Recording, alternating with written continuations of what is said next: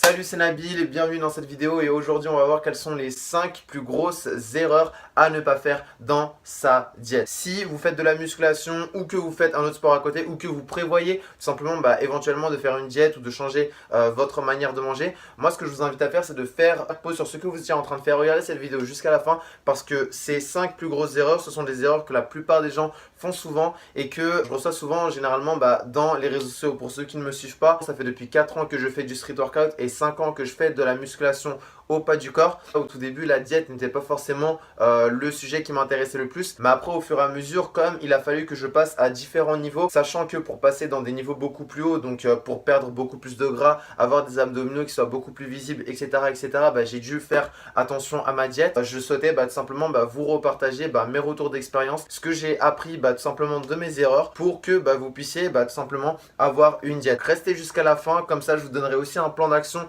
étape par étape pour que vous puissiez tout simplement appliquer et avoir une meilleure diète. On commence déjà par la première erreur à ne pas faire, c'est de ne pas régulariser ses horaires de repas. Votre corps en fait il réagit avec des cycles, ok. Ce qu'il va falloir faire c'est que il va falloir tout simplement planifier vos heures de repas. Si par exemple la première journée on va dire, je sais pas, par exemple vous réveillez mardi matin et que vous mangez, il est 10h et que votre deuxième repas vous le mangez à 16h, puis votre troisième repas de la journée vous le mangez peut-être 3 heures après, on va dire que ça passe, d'accord. Mais si la deuxième journée, voilà, vous mangez, vous vous levez à 5h du matin, vous mangez votre deuxième repas à midi et votre dernier repas de la journée, vous le mangez peut-être à 15h et qu'après vous ne mangez pas, puis que le jour suivant, vous mangez encore à des heures différentes, votre corps, il va pas pouvoir s'adapter à votre style de nourriture. C'est comme si vous ne vous couchez pas et vous ne vous levez pas tout le temps à peu près aux mêmes horaires, d'accord. Du coup, ce qui va se passer, c'est que manque de régularité, vous allez avoir des petits soucis. Donc que ce soit, quel que soit l'objectif que vous poursuivez, peut-être que vous voulez sécher, peut-être que vous voulez prendre en masse, peut-être que vous voulez juste être un petit peu plus en meilleure santé ou quoi.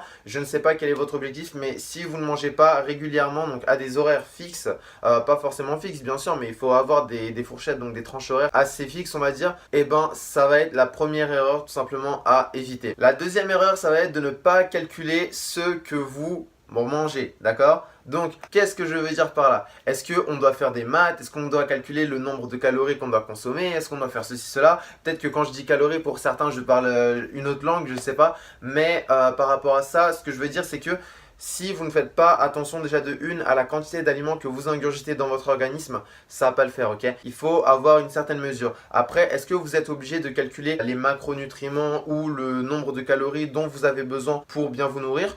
Oui et non, pas forcément, ça dépend. Alors déjà, avant toute chose, quand je dis macronutriments, calories, de quoi est-ce qu'on parle? Alors c'est simple, les calories en fait, c'est l'énergie dont votre corps a besoin pour vivre. Ça dépend de votre âge, de votre taille, de votre sexe, etc. etc.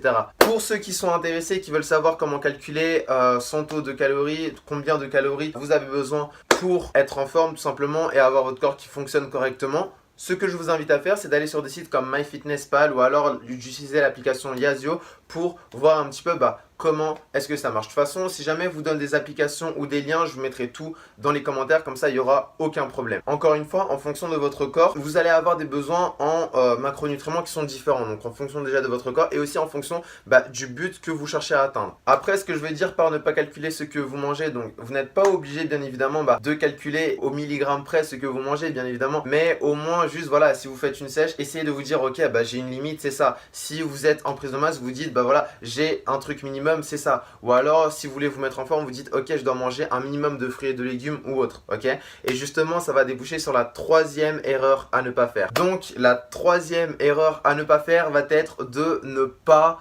manger ou de ne pas intégrer des fruits et légumes dans votre alimentation. Pourquoi est-ce que je parle de ça? Alors déjà, ce qu'il faut savoir, c'est que votre corps, il est constitué principalement d'eau. Il est fait à 70% ou à 80%, je ne sais plus quel pourcentage exactement, mais il est fait en principe d'eau, ok, donc principalement d'eau. Et quels sont à votre avis les aliments qui sont le plus constitués d'eau? C'est très simple, il y a les fruits et les légumes. Donc si vous voulez que votre corps fonctionne, si vous voulez être en bonne santé, si vous voulez avoir un métabolisme qui fonctionne, et le métabolisme, pour ceux qui ne savent pas, c'est ce qui fait en sorte que vous allez avoir des réactions chimiques dans votre corps plus ou moins rapidement. C'est ce qui va faire que vous allez perdre du gras plus ou moins rapidement, et c'est ce qui va faire aussi que vous allez vous sentir plus ou moins énergétique, que vous allez vous sentir plus ou moins fatigué, que vous allez guérir des maladies plus ou moins vite, ok. Ça c'est pour vous expliquer en gros ce que c'est que le métabolisme. Et si vous voulez qu'il soit bien gestionné, il faut que les rétentions d'eau dans votre corps se gèrent plutôt bien. Et pour ça, vous êtes obligé de manger des fruits et des légumes. Maintenant, il y en a qui vont me dire, ok Nabil, c'est cool ce que tu me dis, mais il se trouve que moi j'aime pas forcément les légumes, il se trouve que moi il y a des fruits qui me plaisent pas, donc comment est-ce qu'on fait? Et là, ça va être sur la quatrième chose que vous devez savoir si vous voulez faire une diète, ça va être tout simplement de prendre des fruits et des légumes qui vous plaisent, ok? Ça, c'est super important. Moi, ce que je demande tout le temps, quand quelqu'un me demande de lui faire un programme alimentaire, c'est de me dire, ok, quels sont les 5 fruits qui te plaisent le plus et quels sont les 5 légumes qui te plaisent le plus. De préférence, bien sûr, prenez des fruits frais et des légumes frais, ok? Comme ça, c'est beaucoup mieux. Mais prenez surtout des fruits et des légumes qui vous plaisent, ok? Qui vous font plaisir. Lorsque vous les mangez, vous kiffez tout simplement, c'est tout. N'allez pas prendre des fruits et des légumes qui ne vous plaisent pas. Et je suis sûr qu'il y en a, s'il n'y en a pas 5, il y en a au moins 3 qui vous plaisent, ok? Ça peut être, je sais pas, par exemple, les haricots verts, ça peut être, j'allais dire la laitue, ça peut être autre chose, ça peut être la tomate, peu importe. Mais vous devez trouver des fruits et des légumes qui vous plaisent. Si vous n'en trouvez pas, moi ce que je vous recommande, c'est vraiment de tester un petit peu, voir ce qui vous plaît, ce qui vous plaît pas, et vraiment juste de prendre ça comme il faut. Et ensuite, pour finir, la 5e erreur à ne pas faire lorsqu'on veut tenir une diète ou lorsqu'on veut mettre en place une diète, ça va être tout simplement de se forcer à faire les choses d'un coup. Je vais vous dire personnellement, la plupart du temps, chaque fois que j'essaie de faire une diète, la plupart du temps ça n'a pas tenu. Pourquoi? Parce que j'ai tout forcé comme ça, en fait, j'ai tout radicalisé, j'ai tout changé comme ça du jour au lendemain. Et ça, c'est pas forcément ce qu'il faut faire, ok? À moins d'avoir un mental super puissant. Moi, personnellement, voilà, aujourd'hui, je peux me permettre de faire ça parce que voilà, j'ai suivi beaucoup de conférences de développement personnel, de préparation mentale, de neurologie, etc., qui consistent tout simplement à transformer son état d'esprit pour obtenir des résultats, pour réussir à faire des actions totalement différentes, ok? Mais pour les débutants qui n'ont pas forcément fait de diète et qui aimeraient tout simplement se lancer, moi ce que je vous recommande vraiment de faire, c'est d'y aller étape par étape, ok? Vous vous dites, d'accord, moi aujourd'hui j'en suis à là, donc aujourd'hui il faut que je travaille plus sur cette partie-là exactement, ensuite sur cette partie-là, etc. Vous commencez vraiment étape par étape, c'est comme si vous étiez sur un escalier et que vous dites, ok, là je suis pas tout en haut, mais je monte sur une marche de plus, etc. Le truc c'est que si vous débutez et que vous cherchez à tout changer là tout de suite, ça va pas le faire. Pourquoi? Parce que déjà de une, votre corps va mal le prendre, vos cellules qui auront pris des habitudes vont vous réclamer entre guillemets votre cam. C'est pour ça que généralement quand on arrête du jour au lendemain de prendre du Nutella ou du Milka Oreo ou je sais pas quoi, ce qui se passe c'est que vous sentez un petit peu en manque en fait. Et du coup dans votre tête ça va pas forcément, etc. Et dès que vous allez avoir un problème, dès que vous allez vous sentir mal ou qu'il y a quelque chose qui va mal se passer ou quoi, vous serez tenté de reprendre cette chose. Et si vous ne la reprenez pas, vous allez vous sentir mal parce que vos cellules seront en manque. C'est comme ça que ça se passe généralement. Et du coup moi ce que je vous recommande, c'est vraiment juste pas d'arrêter tout ce qui est mauvais du jour au lendemain, mais juste de réduire petit à petit, ok? Par exemple, si vous avez l'habitude de taper le pot de Nutella au moins 4 fois par jour, d'aller le voir, de lui dire bonjour, etc., c'est de réduire ça à 3 fois, ok? Une fois que vous êtes à l'aise avec les 3 fois, vous réduisez vos rendez-vous avec le pot de Nutella à 2 fois par jour, puis 1 fois par jour, après 1 fois tous les 2 jours, puis 1 fois tous les 3 jours, etc.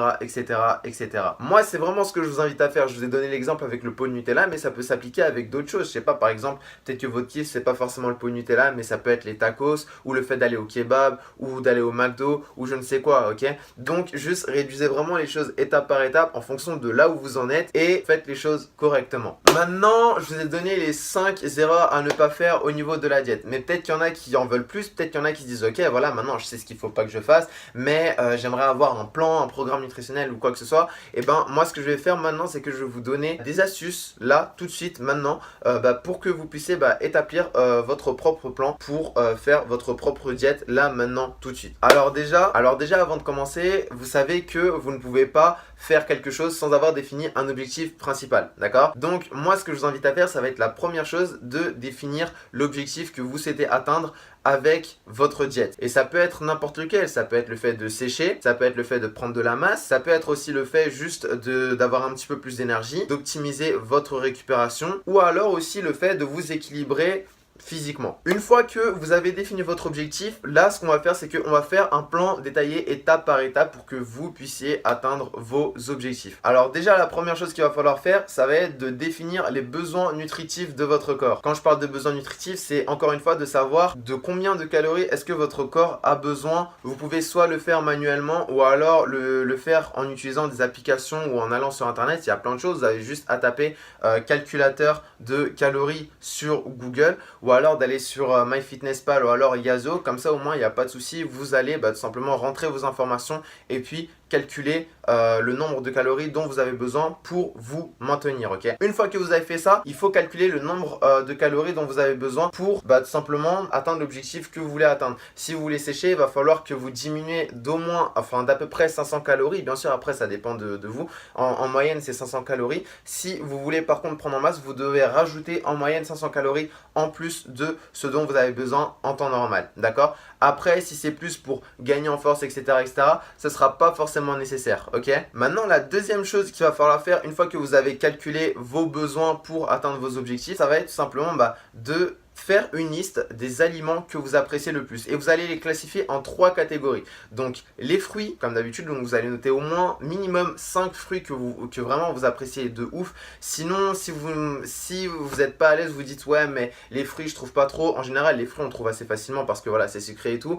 Mais si voilà vous avez un petit peu de mal, ce que je vous recommande de faire c'est vraiment de noter au moins 3, mais notez 5-7 fruits que vous aimez, ok. Plus vous en avez, mieux c'est. Et des fruits que vous aimez le plus possible. Le deuxième, donc dans la deuxième catégorie, là ce que vous allez mettre c'est vraiment les légumes que vous appréciez le plus. Vous notez et même si c'est difficile, voilà, notez au moins 3 légumes. Si vous pouvez en noter 5, 6, 7, même 9 ou 10, ça c'est le top du top, ok. Il y a des gens pour qui c'est facile de trouver des légumes qui leur plaisent. Il y en a pour qui ils ont un petit peu de mal. Pourquoi? Parce que voilà, ils aiment pas trop les légumes ou autre. Mais vraiment, si vous n'aimez pas les légumes, moi ce que je vous recommande à la limite c'est de tester, voir un petit peu, parce que peut-être qu'il y a des légumes que vous ne connaissez pas et qui vont vous plaire, peut-être, voilà, on ne sait pas. Donc testez, voyez un petit peu et notez les légumes que vous appréciez le plus ou que tout simplement vous pourriez vous permettre de manger, ok. Faites ça. La troisième liste que vous allez faire, ça va être de noter les aliments qui vous plaisent mais qui sont entre guillemets mauvais pour la santé, ok. Et comme ça justement on va y revenir après, mais c'est comme ça que vous allez calculer vos écarts alimentaires. Donc là voilà, faites pas non plus une longue liste, mais notez les 5 pires aliments donc qui sont mauvais pour votre santé et que vous savez qu'ils sont mauvais. Par exemple ça peut être le pot de Nutella, ça peut être la pizza, ça peut être je sais pas les crêpes sucrées ou salées, peu importe, enfin je sais pas, mais notez les 5, enfin vos 5 grands points faibles au niveau de la bouffe qui vont faire en sorte que vous allez avoir vos résultats beaucoup plus lentement si vous les mangez tous les jours, ok. Une fois que vous avez fait ça, moi ce que je vous recommande de faire, ça va être donc la troisième étape, de planifier le tout, ok. Donc vous allez planifier, vous allez vous dire ok, moi je peux manger à tel horaire, à peu près tous les jours. Donc déjà vous regardez en fonction de votre emploi du temps ce que vous pouvez faire. Ensuite vous allez planifier vos repas dans le sens où voilà, vous allez manger sainement à peu près toute la semaine et une fois dans la semaine vous allez vous faire un petit kiff, ok. Soit une fois ou 2 fois dans la semaine. Par contre quand je vous dis une fois ou deux, ça va pas être le jour entier là où vous allez manger n'importe quoi, non pas du tout. Ça va être juste un repas, je sais pas, par exemple ça peut être le repas de 4 heures ou le repas de midi où vous allez peut-être manger une crêpe ou alors une pizza avec des potes ou alors vous allez peut-être aller au grec avec des amis à vous ou des collègues à vous, enfin je ne sais pas, mais faites les choses comme ça, au moins il n'y aura pas de soucis. Surtout si vous débutez, le fait de des fois de temps en temps se relâcher ou quoi, ça aide énormément. Donc moi c'est ce que je vous invite à faire. Aussi quand je vous parle de planification des repas, je vous parle pas seulement de planifier vos repas, vos horaires et aussi de planifier vos cheat meals, mais aussi de planifier à quel moment est-ce que vous allez faire à manger, ok. Parce que voilà, il faut faire des courses, il faut faire ses plats, etc. en avance, comme ça on gagne du temps. Donc moi vraiment c'est ce que je vous invite à faire, c'est après cette vidéo d'aller au moins de prendre votre liste, d'aller dans le supermarché du coin et de vous prendre vraiment les aliments qui vont faire en sorte que vous allez faire vos repas en avance, comme ça au moins vous gagnez au moins 2, 3, 4, 5 jours d'avance, peut-être si possible une semaine d'avance, parce que vous avez fait vos repas bien avant que les situations sont là. Donc vous anticipez à l'avance ce qui va se passer. La quatrième chose, ça va être le fait d'y aller étape par étape. Encore une fois, comme je vous ai dit, si vous avez des points faibles, si voilà, vous avez 5 rendez-vous par jour avec votre pot de Nutella, ou alors vous mangez pizza une fois tous les 2 jours ou quoi, vraiment, ok, dites-vous, d'accord, j'en suis à là aujourd'hui, maintenant, première étape, ça va être de réduire d'un tout petit peu plus, puis de réduire ça d'un tout petit peu plus. En fait, vous devez d'abord réduire, puis être à l'aise avec, d'accord? Et ensuite, répéter le processus encore et encore et encore et encore jusqu'à être capable de ne plus en dépendre forcément, ok? Parce que ça, c'est l'objectif, ok? Le but n'est pas de vous frustrer, mais le but, c'est vraiment de vous améliorer, de vous aider à atteindre des objectifs qui sont beaucoup, beaucoup, beaucoup, beaucoup plus hauts, ok? Et la cinquième chose, ça va être de se fixer des défis. Un défi, ça peut être quoi? Ça peut être par exemple jeûner pendant 3 jours, comme ce que j'ai fait avec mon ami Boudalor, qui est super sympa. Donc sa chaîne YouTube, c'est Stockinger.